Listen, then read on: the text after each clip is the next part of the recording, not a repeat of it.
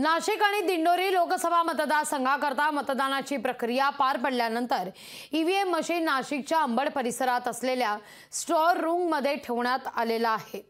या स्ट्रॉंग रूमला पोलिसांचा मोठा बंदोबस्त ठेवण्यात आलेला आहे। सीसीटीव्ही कॅमेऱ्याच्या निगराणी स्ट्रॉंग रूममध्ये ईव्हीएम मशीन ठेवण्यात आलेले आहेत। आढावा घेतला आमचे प्रतिनिधी महेश महाले यांनी।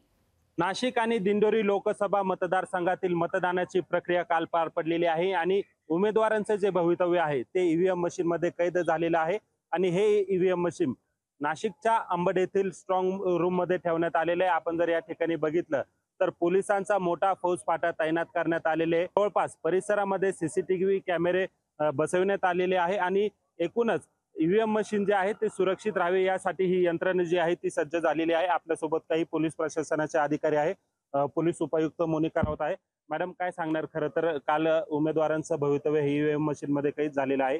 ईव्हीएम मशीन इथे स्ट्रॉंग रूम मध्ये ठेवण्यात आलेले आहे। कशी सुरक्षा व्यवस्था आहे, किती पोलिसांचा फौजफाटा आहे, काय याचा सविस्तर? मतपेट्या या ठिकाणी जमा होण्याचं काम सुरू झालेलं आहे। अजून स्ट्रॉंग रूम सील झालेला नाहीये।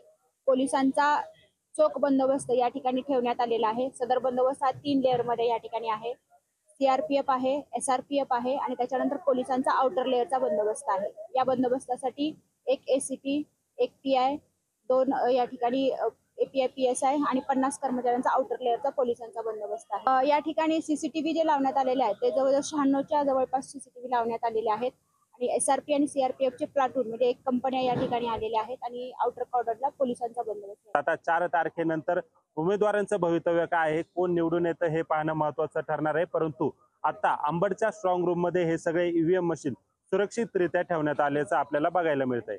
महेश महाले, लोकशाही मराठी, नाशिक। लोकशाही मराठी ऐका, पहा, जागरूक रहा।